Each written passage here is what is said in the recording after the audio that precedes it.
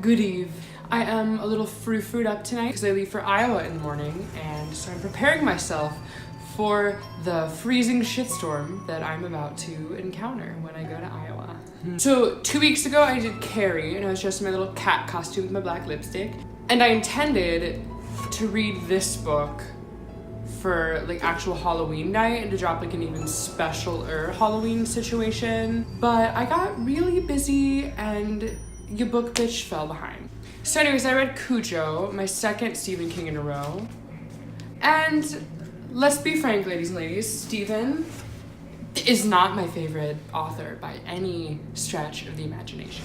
Once in a while, his books are just like perfectly spooky, and that's why I decided like Halloween. Sadly, I read this at the beginning of November, so I'm listening to Christmas music while I read about a dog who ripped human beings to shreds, and that was fine. I did that. Let's be honest, friends, nobody reads Stephen King books, especially early Stephen King, for the beautiful prose and the poetic, brilliant discoveries of mankind. That's not what these books are for. They're to scare the shit out of your pants. And so I read Cujo with low expectations on character development, and let's be frank, it met those low expectations. I honestly couldn't tell you any of the characters' names, though I read this 2 weeks ago, and so I'm just gonna refer to these characters by whatever I want. Cujo by Stephen King is about Cujo. Surprise. Cujo is a sweet, if not misunderstood, Saint Bernard who really just wants little kids to ride on his back, and he just wants to be sweet and loving and like a giant friggin' teddy bear. However, very quickly, shit goes royally wrong for sweet Cuj. Cuj dives into this hole in the ground and gets trapped because he's gained a little like Christmas weight. So Cujo's a little chubby at the moment. We've all been there. And there's all these bats that wake up in the cave, and these bats all just casually have rabies and start like attacking the shit out of Cujo, and he gets all rabied up. So from very early on, we know that things are not looking cute for Cujo. Anywho, there are a bunch of other characters, and they're all running around doing stupid shit. I found myself reading this book like, honestly, y'all, half of you, when Cujo comes along and he eats your throat right out and chews up your intestines, I'm not gonna miss you, bitch, because you're basic. So then Cujo starts chasing these bitches around and just like annihilating them. It's murder, but it's also like a dog with rabies. So he like doesn't really know what he's doing, like he's been overcome. So we can't judge Cujo. We just have to be like, sorry, you were in the wrong place at the wrong time, human. Probably doing some shady shit. Cujo ate your throat out. I mean, what can we do about it? Sorry, it's too late for you. Bye. The only characters we really care about are mother and son.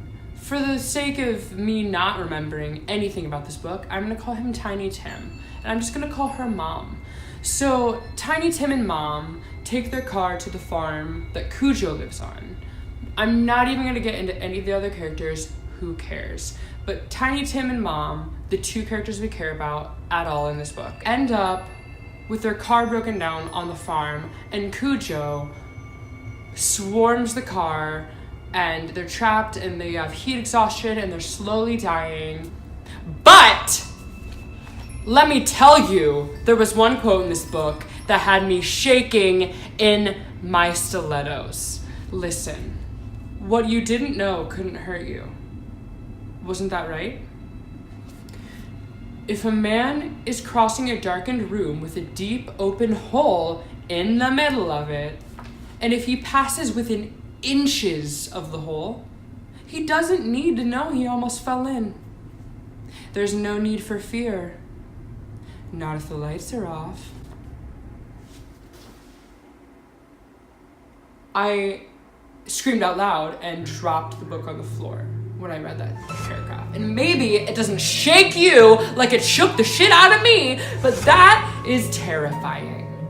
I like to know WTF is going on a day-to-day basis. So the thought of me in a darkened room, almost dying in a hole, but never knowing and having that like ignorance is bliss thing. Ignorance isn't bliss. Ignorance is ignorance.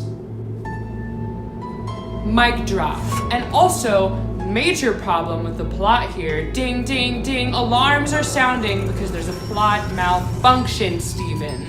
This book opens with a preface. Literally, there's a page that says Once Upon a Time, and then we tell a story about this horrifying serial killer. All along, you're wondering, like, is Cujo possessed by the spirit of this literal serial killer who killed all of these, like, women and children? Which is terrifying, and had that been the plot, you would have been even more horrified than you already were.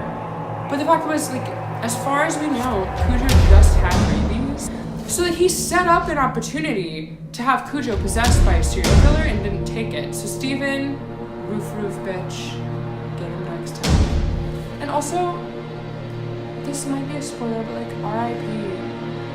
Cujo.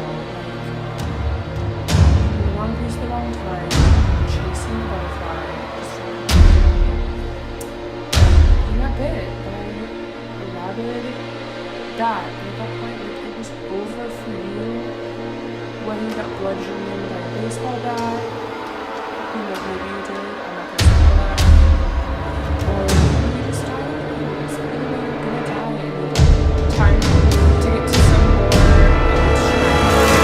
more. So stay tuned for next week. I just read the most beautiful book. I can't wait to talk about it. But yeah, tomorrow I'll be in Iowa with my family, and I'm just really happy. It's Thanksgiving. I'm thankful for all the things. Until next time, it's your book, bitch.